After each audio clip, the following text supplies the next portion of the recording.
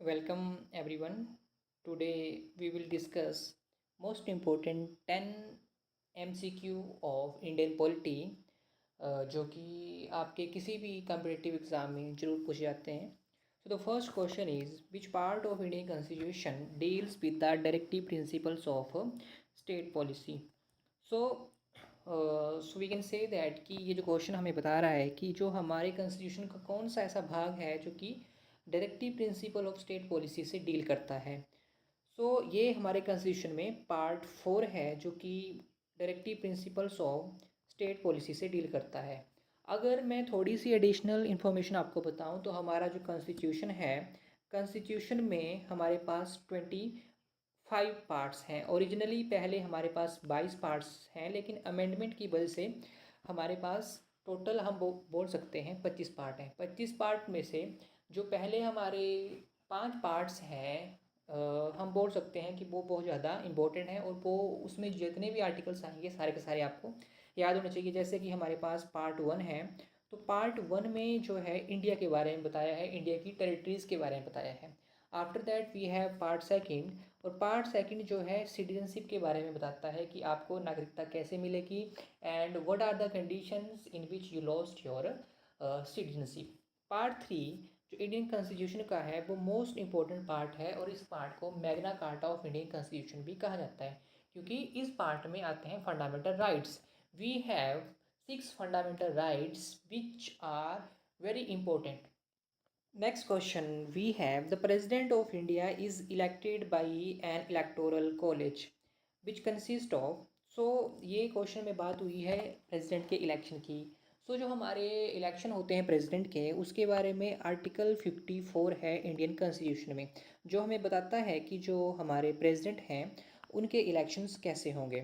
सो president के election के लिए एक इलेक्टोरल कॉलेज जो है वो कंस्टिट्यूट होता है, और उसमें जो है हमारे पास जितने भी हमारे एमपीस होते हैं जो कि इलेक्टेड हैं. वी कैन से दैट कि elected members of both the houses of parliament.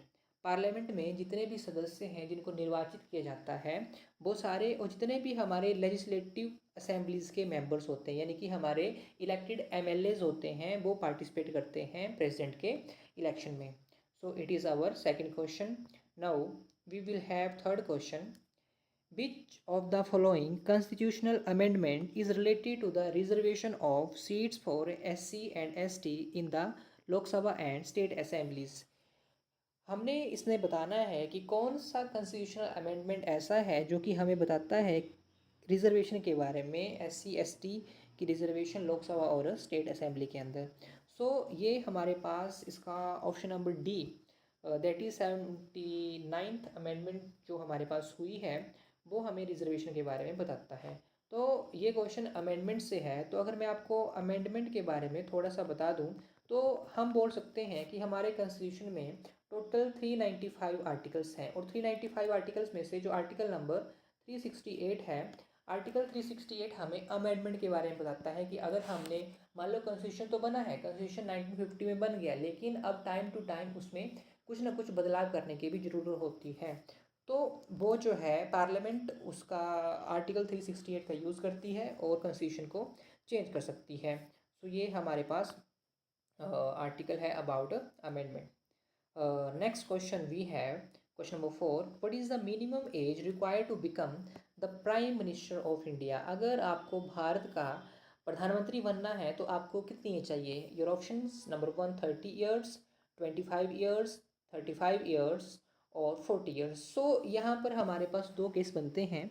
अगर मान लो कोई मेंबर ऑफ पार्लियामेंट अगर वो लोकसभा से इलेक्ट हुआ है तो उसके लिए जो मिनिमम एज है वो है 25 ईयर्स. 25 ईयर्स जो है हमारे पास मिनिमम एज है प्राइम मिनिस्टर बनने की. अगर कोई हमारे पास कोई पर्सन है जो कि इलेक्ट हुआ है लोकसभा से, अगर मान लो कोई राज्यसभा से इलेक्टेड है तो उसके लिए जो एज है वो चाहिए 30 years.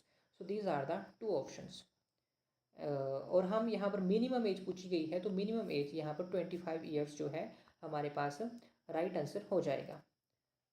Next question is which of the following is guardian of Indian constitution?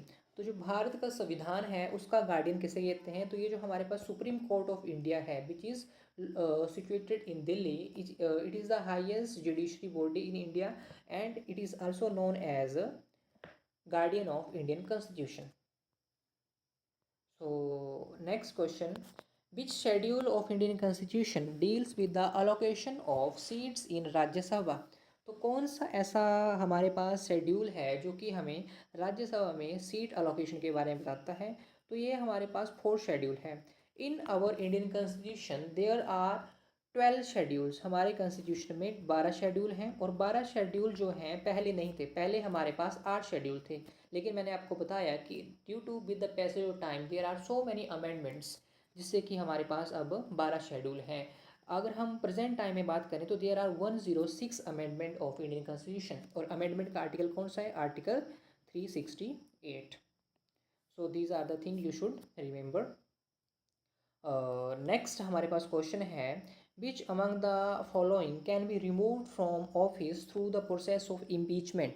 सो देखो, इम्पीचमेंट जो वर्ड है उसका मतलब है महाभियोग, यानी कि ऑफिस से रिमूव करना। किसको रिमूव करना? प्रेसिडेंट ऑफ इंडिया को, क्योंकि प्रेसिडेंट ऑफ इंडिया एक मोस्ट इंपॉर्टेंट टर्म है हमारे पास, और वी कैन से एक मोस्ट इंपॉर्टेंट पोजीशन है।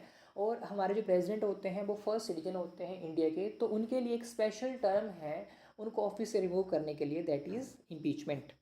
सो अगर मैं इम्पीचमेंट की बात करूं तो जो आर्टिकल नंबर 61 है इंडियन कॉन्स्टिट्यूशन में, वो हमें प्रेसिडेंट के इम्पीचमेंट के बारे में बताता है। आइए अगला क्वेश्चन करते हैं। Next question, which amendment to the Indian constitution inserted the word socialist secular integrity in the preamble? तो हमारे पास 42nd अमेंडमेंट हुई थी 1976 में, और इस अमेंडमेंट में हमारे प्रियम्बल को पहली बार जो है चेंज किया था। प्रियम्बल क्या है? Preamble is also known as key to the constitution. इसमें जो है हमारे कॉन्स्टिट्यूशन की एक समरी टाइप जो है दी हुई है, और प्रियम्बल को सिर्फ एक बार ही क्या किया है? अमेंड किया है, चेंज किया है 1976 में। और उस टाइम 3 वर्ड सोशलिस्ट, सेकुलर और इंटीग्रिटी जो है इंडियन कॉन्स्टिट्यूशन में ऐड किए थे। So next question, union budget of India is refer to as? So ये यूनियन बजट के बारे में है कि इंडिया का जो बजट आता है हमारे पास बजट सेशन के टाइम, तो बजट सेशन को हम क्या बोलते हैं? मनी बिल के रूप में जानते हैं, और इसके बारे में आर्टिकल 112 है। Okay, next question, we have the term federation is use for the first time in Indian constitution under which article?